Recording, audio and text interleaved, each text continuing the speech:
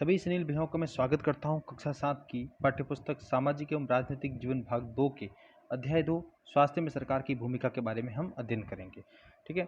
लोकतंत्र में लोगों की अपेक्षा रहती है कि सरकार उनके कल्याण के लिए कार्य करे। यह शिक्षा, स्वास्थ्य, रोजगार प्रदान करने एवं गृह निर्माण, सड़कों के विकास तथा बिजली आदि उपलब्ध कराने के माध्यम से हो सकता है। इस अध्याय में हम स्वास्थ्य के अर्थ और उससे संबंधित समस्याओं को जांचेंगे। आपके विचार में यह विषय सरकार के काम से किस प्रकार जुड़ा हुआ है? इस अध्याय में हम स्वास्थ्य के प्रति सरकार की क्या जिम्मेदारी है और सरकार की क्या भूमिका है, इसे हम अध्ययन करेंगे। इससे पहले हम समझते हैं स्वास्थ्य क्या है। What is health? स्वास्थ्य क्या है? स्वास्थ्य के बारे में हम अनेक प्रकार से सोच सकते हैं। स्वास्थ्य का अर्थ है हमारा बीमारियों और चोट आदि से मुक्त रहना, लेकिन स्वास्थ्य केवल बीमारियों से संबंधित नहीं है। आपने उपयुक्त कॉलेज में से केवल कुछ स्थितियों को स्वास्थ्य से जोड़कर देखा होगा। प्राय हम ध्यान नहीं देते हैं कि उपयुक्त हर स्थिति का संबंध स्वास्थ्य से है। बीमारी के अलावा हमारे लिए उन कारणों पर भी विचार करना आवश्यक है जो हमारे स्वास्थ्य पर प्रभाव डालते हैं। उदाहरण के लिए, यदि लोगों को पीने के लिए स्वच्छ पानी और प्रदूषण मुक्त वातावरण मिले तो वे सामान्यतः स्वस्थ रहेंगे। दूसरी ओर, यदि लोगों को भरपेट भोजन न मिले और उन्हें घुटन भरी अवस्था में रहना पड़े तो उनके बीमार पड़ने की संभावना अधिक है। तो यानी आपकी जो हेल्थ है, ठीक है, आपकी जो हेल्थ है वो केवल यही नहीं है कि आपको कोई चोट लगी है या आप अस्वस्थ है, आपका बीमार होना ही आपको कोई बीमारी नहीं है, यही आपका स्वास्थ्य नहीं है। आपका स्वास्थ्य प्रभावित करता है आपके आसपास के वातावरण से, आपके पर्यावरण से। ठीक है, आप किस जगह पर रह रहे हैं, किस प्रकार का खान पान आप ले रहे हैं, आपका सामाजिक स्तर, आपका व्यक्तिगत स्तर और आपकी जो एनवायरनमेंट है आपके आसपास में, कहीं वो आपको बीमार तो नहीं कर रहा है। ये सब चीज़ें आपके लिए होगी। जैसे कि हमको यहाँ पर एक उदाहरण में हमने ये देखा है कि प्रदूषण मुक्त वातावरण मिले। जैसे कि अगर वातावरण में प्रदूषण है तो उस कारण से भी व्यक्ति है, स्वस्थ व्यक्ति है, वो भी बीमार होना शुरू हो जाएगा। ठीक है। और अगर अधिकांश हम देखते हैं कि जल जनित रोग हमारे यहाँ पर होते हैं, अगर पानी अगर शुद्ध है तो उससे आपको डिजीज या बीमार पड़ने की आपकी संभावना है वो बढ़ जाएगी। तो केवल स्वास्थ्य, हमारा जो स्वास्थ्य है वो हमारे आसपास के वातावरण पर भी काफ़ी निर्भर करता है। ठीक है। ऊपर एक कॉलज दिया हुआ है, उसे हम समझने की कोशिश करते हैं, उसको देखकर कि किन किन स्थितियों को हम स्वास्थ्य से जोड़कर देख सकते हैं। यहाँ पर एक शब्द आता है कॉलाज। कॉलाज का अर्थ होता है विभिन्न चित्रों के संकलन से निर्मित चित्र। चलिए हम ऊपर देख लेते हैं। आप यहाँ देखेंगे कि यहाँ पर अलग अलग प्रकार के अनेक चित्र हैं। ठीक है। ये जब सारे चित्र एक जगह समायोजित करके रखे जाते हैं इन अलग अलग चित्रों को, तब जाके बनता है कॉलाज। ठीक है। अब हम इन चित्रों में से हेल्थ के साथ कुछ चित्रों को जोड़कर देखते हैं कि कौन कौन से चित्र है वो हेल्थ के साथ जोड़ते हैं। सामान्यतः जो हम है हेल्थ के साथ में इस एम्बुलेंस को ही जोड़ेंगे, क्योंकि यहाँ पर एक एम्बुलेंस खड़ी है जो स्वास्थ्य विभाग की है, इसे हम स्वास्थ्य से जोड़ देंगे। दूसरे चित्र में डॉक्टर मरीज का ऑपरेशन कर रहे हैं, इसे हम हेल्थ के साथ या स्वास्थ्य के साथ में जोड़ देंगे। लेकिन ऐसा नहीं है, यहाँ पर प्रत्येक जो चित्र है वो स्वास्थ्य से कहीं ना कहीं संबंधित है। ठीक है।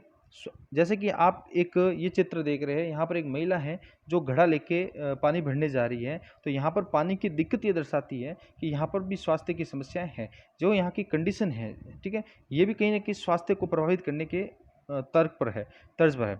दूसरी जो चित्र है, यहाँ पर आप देख सकते हैं चित्र के अंदर की जो महिला है उनको पानी भरने के लिए दूरस्थ स्थानों पर जाना पड़ता है, और जहाँ से वो पानी लेकर आ रही है वो पानी शुद्ध है या नहीं है इसकी भी कोई गारंटी नहीं है। जैसे कि सपोज कीजिए जहाँ से ये पानी ला रही है, जिस तालाब से, जिस बावड़ी से, वहाँ का हो सकता है कि वहाँ पर गांव के लोग उसमें नहाते हो, कपड़े धोते हो, अपने पशुओं को नहलाते हो, या गांव की जो गंदगी है शायद उसमें मिलाते होंगे। ठीक है। तो इस कारण से जल की कमी भी एक इनका स्वास्थ्य पर प्रभाव डालती है, और जहाँ से ये जल ला रहे हैं वो जल भी शायद प्रदूषित हो सकता है, तो ये भी उनके स्वास्थ्य पर प्रतिकूल प्रभाव दिखाएगा।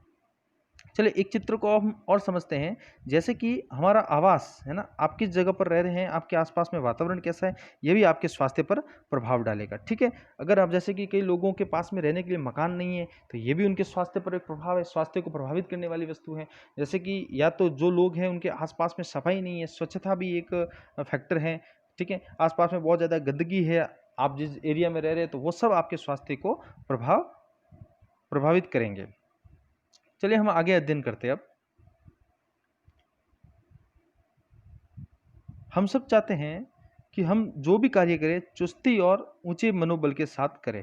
चुस्ती का मतलब होता है ऊर्जा के साथ करें। जब व्यक्ति स्वस्थ होगा वो पूरी ऊर्जा के साथ कार्य करेगा और काम को पूरे आत्मविश्वास के साथ करेगा, पूरी रुचि के साथ करेगा, क्योंकि वो स्वस्थ है, फिट है ना, तो वो अच्छे काम कर पाएगा। स्वस्थ और अकर्मण्य रहना मतलब कि जो व्यक्ति आलस में है, आलसी है, या जो किसी काम को करने से बच रहा है, या किसी काम को करने में अपनी असमर्थता प्रकट कर रहा है, जो चिंताग्रस्त है, जैसे चिंताग्रस्त होना और लंबे समय तक डरे समय रहना। डरे समय का मतलब होता है जैसे आजकल हम सुनते हैं अधिकांश लोग जो मानसिक रोगों से बड़े परेशान हैं, डिप्रेशन में, तनाव, अवसाद, किसी बात को लेकर अत्यधिक उनके मनोस्थिति में नियंत्रण खो देते हैं और तनाव की स्थिति उत्पन्न होती है, उसे हार्ट और आदि कई सारी डिजीज हो सकती है। डरे समय रहना स्वस्थ जीवन के लक्षण नहीं है। हम सबको तनाव मुक्त और प्रसन्न रहना चाहिए। हमारे जीवन के ये सभी पहलू स्वास्थ्य के हिस्से हैं। ठीक है, तो हमारा जो स्वास्थ्य है वो हमारे आसपास के वातावरण पर भी निर्भर करता है और हमारी जीवन शैली पर भी निर्भर करता है। तो स्वास्थ्य को हम अनेक बिंदुओं के साथ या जोड़कर देख सकते हैं। अब हैं भारत में स्वास्थ्य सेवाएं।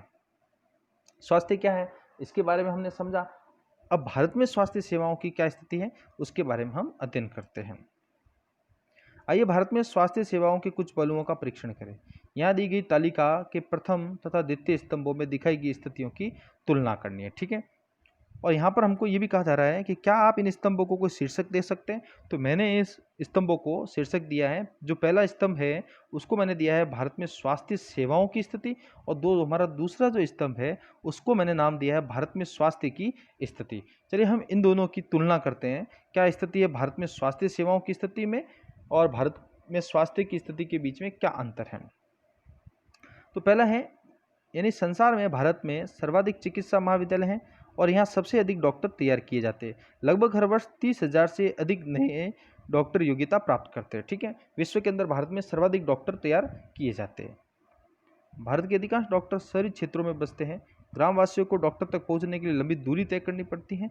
ग्रामीण क्षेत्रों में जनसंख्या के मुकाबले डॉक्टरों की संख्या है वो कम है। अगर इसके कंपैरिजन में हम देखें तो ठीक है, हमारे देश में डॉक्टर्स की तो अधिकता है, लेकिन वो डॉक्टर जो है जो गांवों में है उनका वितरण है वो सही प्रकार से नहीं किया गया।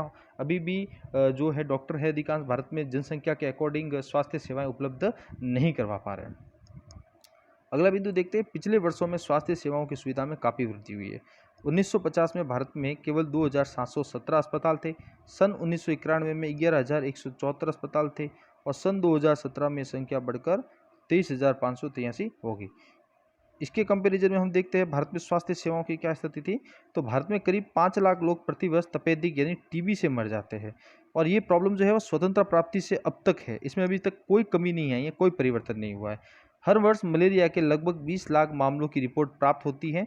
ये संख्या कम नहीं है। ठीक है, तो स्वास्थ्य सेवाओं में तो हमारी हॉस्पिटल तो बढ़ रहे हैं, लेकिन अभी भी हमारी कई पुरानी जो डिजीज है उनसे हम निजात नहीं पा सके हैं। तीसरा बिंदु लेते हैं हम, भारत में विदेशों से बहुत बड़ी संख्या में इलाज कराने हेतु विदेश चिकित्सा पर्यटक आते हैं। वे उपचार के लिए भारत के कुछ ऐसे अस्पतालों में आते हैं जिनकी तुलना संसार के सर्वश्रेष्ठ अस्पतालों से की जा सकती है। देखिए यहाँ एक शब्द आ रहा है चिकित्सा पर्यटक। चिकित्सा पर्यटक क्या होता है, जब एक देश से दूसरे देश में कोई व्यक्ति, जैसे पर्यटक शब्द को समझते हैं, पर्यटन को समझते हैं पहले, जब एक देश से दूसरे देश में कोई व्यक्ति किसी कारण से आना जाना करता है, आता जाता है, तो उसको हम पर्यटन कहते हैं ना। तो जो व्यक्ति इस प्रकार का काम करता है आने जाने का, उसको हम पर्यटक कहेंगे। अब हम किसी भी देश में जो जहाँ जाते हैं, किसी भी देश में, एक देश से दूसरे देश में जाते हैं तो किसी न किसी कारण से जाते हैं। कोई व्यापार के लिए जाता है, कोई घूमने के लिए जाता है, तो कोई इलाज करवाने के लिए जाता है, उपचार करवाने के लिए जाता है। जो व्यक्ति उपचार कराने के लिए जाता है उसे हम कहते हैं चिकित्सा पर्यटक। ठीक है, तो भारत में ये चिकित्सा पर्यटक आने के कुछ कारण हो सकते हैं। या तो उनके देशों में जो चिकित्सा व्यवस्था है बहुत ज़्यादा महंगी है, या वहाँ पर पर्याप्त व्यवस्थाएं नहीं हैं। ठीक है, या हमारे यहाँ पर जो चिकित्सा सुविधा है वो उनके देशों की तुलना में ज़्यादा गुणवत्तापूर्ण है। तो ये भारत की एक अच्छी एफर्ट है, अच्छा उपलब्धि है। इसके कंपैरिजन में हम देखते हैं तुलना में कि भारत की स्वास्थ्य स्थिति में क्या है, हम सबको पीने का स्वच्छ जल उपलब्ध नहीं करा पा रहे हैं। ठीक है, विदेशों से लोग इलाज के लिए आ रहे हैं, लेकिन हम अभी भी स्वच्छ जल उपलब्ध नहीं करवा पा रहे हैं। संचारणीय बीमारियां पानी के द्वारा एक दूसरे को लगती हैं। इन बीमारियों में से 21% जल जनित होती है, जैसे हैजा, पेट के कीड़े और हेपेटाइटिस आदि। संचारणीय बीमारियां क्या होती है? संक्रमण, है ना, जो एक व्यक्ति से दूसरे व्यक्ति में फैलता है। और ये संक्रमण केवल व्यक्ति से व्यक्ति में नहीं, बल्कि पानी के माध्यम से या अन्य वस्तुओं के माध्यम से भी फैलता है। लेकिन भारत में जैसे कि हैजा और पेट के कीड़े और हेपेटाइटिस, ये जो बीमारियां होती है, ये पानी के संक्रमण के कारण होती है। ठीक है, अशुद्ध पानी के कारण से होता है। अगला बिंदु हम पढ़ते चौथा, भारत विश्व का दवाइयाँ निर्मित करने वाला तीसरा बड़ा देश है और यहाँ से भारी मात्रा में दवाइयों का निर्यात होता है। ठीक है, भारत दवाइयाँ हैं, विश्व में दवाइयाँ बनाने वाले में भारत का स्थान है तीसरा लगता है। और भारत दुनिया भर के अंदर अपनी दवाइयों को निर्यात करता है, नहीं बेचता है ना, सप्लाई करता है। और इसी के कंपेरिजन अगर हम देखें स्वास्थ्य सेवाओं के अंतर्गत, तो क्या है, भारत के अंदर भारत के समस्त बच्चों में से आधों को खाने के लिए पर्याप्त भोजन नहीं मिलता है और वे अल्प पोषण के शिकार रहते हैं। ठीक है, तो यहाँ पर पर्याप्त भोजन नहीं मिल पाता है। तो हमने पहले कहा है कि एक वाक्य के अंदर मैं आपको बात समझाऊंगा कि आहार जीवन का आधार है और स्वास्थ्य का भी आधार है। ठीक है, तो जब तक आप भोजन नहीं करेंगे, आपके शरीर में पौष्टिक तत्व नहीं आएंगे, तब तक आपका स्वास्थ्य है और आप हेल्दी नहीं रह सकते। ठीक है, तो ये तो हमने पढ़ा, इन दोनों के बीच में कुछ कंपैरिजन किया। अब क्या करना चाहिए? बीमारियों से बचाव और उनके उपचार के लिए हमें उचित स्वास्थ्य सेवाएं चाहिए। ठीक है, अभी भी हमें उसकी आवश्यकता है। जैसे स्वास्थ्य केंद्र है, अस्पताल है, परीक्षणों के लिए प्रयोगशालाएं, एम्बुलेंस की सुविधा, ब्लड बैंक आदि, जो मरीजों को आवश्यक सेवा और देखभाल उपलब्ध करा सके। ऐसी सुविधाओं की व्यवस्था को चलाने के लिए हमें स्वास्थ्य सेवकों, नर्सों, योग्य डॉक्टरों तथा अन्य विशेषज्ञों की जरूरत है, जो परामर्श दे सके, रोग की पहचान कर सके और इलाज कर सके। मरीजों के इलाज के लिए हमें आवश्यक दवाइयाँ व उपकरण भी चाहिए।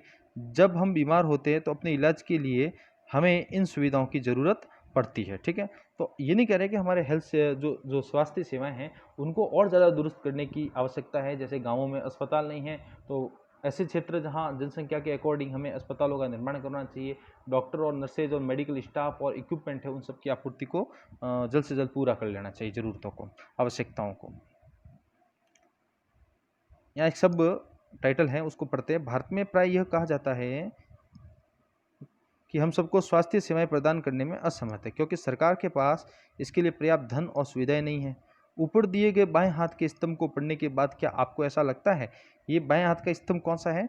भारत में स्वास्थ्य सेवाओं के बारे में जो हमने पढ़ा था उसके बारे में। तो देखिए, उस दो जो हमने अभी जो टेबल पढ़ी थी, सारणी के अंदर हमने जो भारत में स्वास्थ्य सेवाओं की स्थिति को देखा था और भारत में स्वास्थ्य की स्थिति को देखा था, उसका एक सारांश यहाँ पर ये रिजल्ट आ रहा है। भारत में बड़ी संख्या में डॉक्टर, दवाखाने और अस्पताल है। ठीक है, देश में सार्वजनिक स्वास्थ्य सेवाओं को चलाने का पर्याप्त अनुभव और ज्ञान भी उपलब्ध है। देखिए, यहाँ से एक शब्द निकल कर आता है, वो है सार्वजनिक। चलो इसे हम समझते हैं। सार्वजनिक क्या है? वह सेवा या कार्य जो देश के सब लोगों के लिए है और सरकार द्वारा आयोजित किया जाता है। वह सेवा या कार्य जो देश के सब लोगों के लिए है और सरकार द्वारा आयोजित किया जाता है, सार्वजनिक कहलाता है। ठीक है,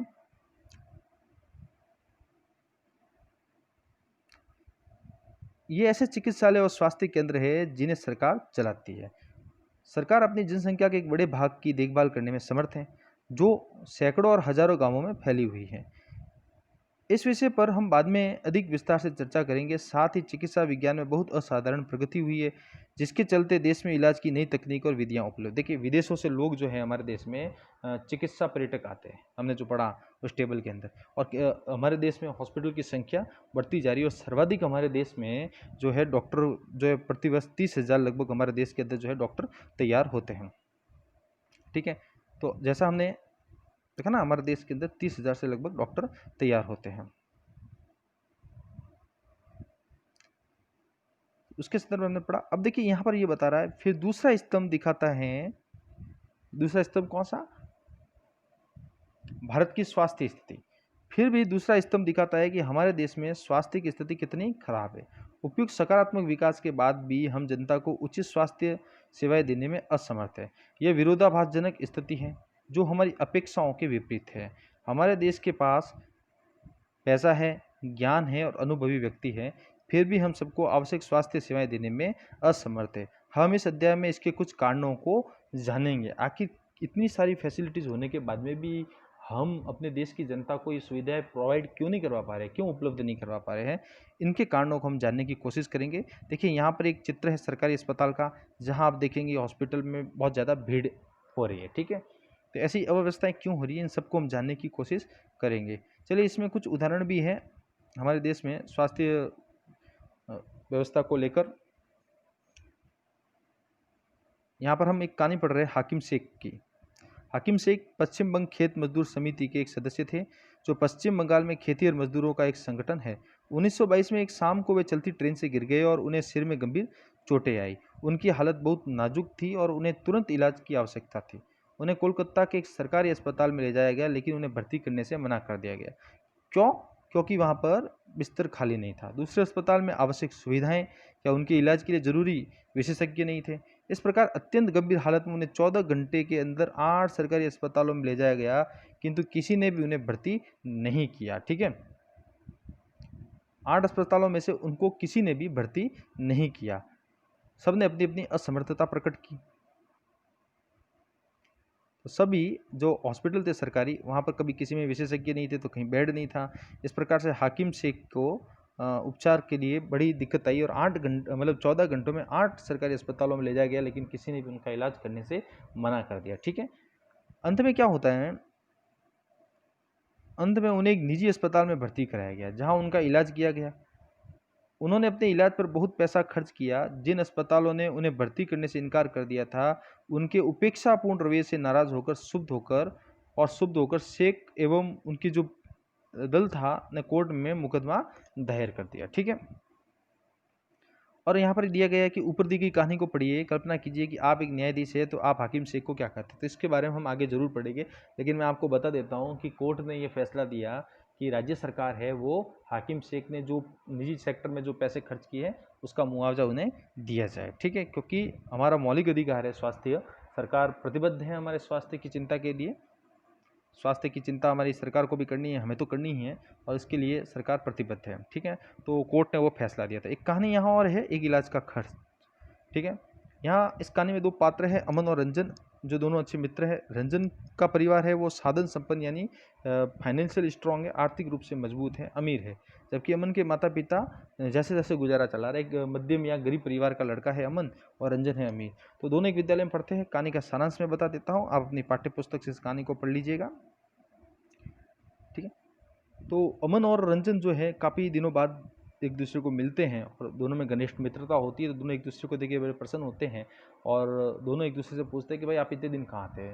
तो रंजन भी कहता है कि मुझे वायरल बुखार था, तो अमन कहता है मुझे भी वायरल बुखार था, ठीक है। फिर क्या होता है, फिर दोनों के बीच में अपनी बातचीत शुरू होती है उपचार को लेके, कि जिस प्रकार से रंजन के माध्यम से बताया गया है कि रंजन जो है एक अमीर परिवार का लड़का है, उसके पिताजी उसे एक निजी अस्पताल में लेकर गए जहाँ एक अच्छी फैसिलिटी थी। वहाँ उसने खर्च उसका ज़्यादा हुआ, लेकिन उपचार उसका जल्दी हुआ और अच्छी फैसिलिटीज़ के साथ उसका उपचार हो गया, काफ़ी सुविधाएं उसको जल्दी मिली, ठीक है। उसका ट्रीटमेंट है वो तीव्रता से हो गया, लेकिन खर्च ज़्यादा आया। दूसरा है रंजन है वो अमन को और भी प्राइवेट हॉस्पिटल की जो फैसिलिटीज़ है, जहाँ की व्यवस्था है, वो सब भी उनको बताता है। और उसके बाद में अमन है जो अपनी आत्मकथा बताता है कि अपने उसके जो पिता हैं वो उसे पहले वहाँ ले जाना ही नहीं चाहते थे, और अंत में उसके पिता जो है उसके लेके जाते, तो वहाँ अस्पताल में काफ़ी भीड़ होती है, जिसके कारण उसको काफ़ी दिक्कत आती है। और गवर्नमेंट हॉस्पिटल में है जो कम पैसों के खर्च के अंदर उसका जो है अच्छा इलाज है, जो मतलब कम पैसों के खर्च के अंदर उसका इलाज हो जाता है, लेकिन उसको इसके लिए काफ़ी कठिनाई उठानी पड़ती हैं। और उसकी जो जांच की रिपोर्ट जहां रंजन की निजी अस्पताल में 3 घंटों में आ गई थी, वहीं अमन की जांच रिपोर्ट आने में थोड़ा समय लगा। और ठीक है, तो ये निजी और प्राइवेट मतलब निजी और सरकारी अस्पतालों के बीच में कंपैरिजन करके बताया गया कि निजी अस्पतालों में सुविधाएं हैं तो खर्च ज़्यादा है, और वही सुविधाएं जैसे गवर्नमेंट अस्पताल में हैं तो थोड़ी दिक्कत ज़रूर होती है, लेकिन एक कम खर्चे के अंदर हो सकती है, ठीक है। तो हम आगे भाग 2 के अंदर इस पर चर्चा करेंगे कि निजी अस्पताल और सरकारी अस्पताल के बीच में आखिरकार ऐसा अंतर क्यों है, ठीक है। धन्यवाद। जय हिंद। वंदे मातरम।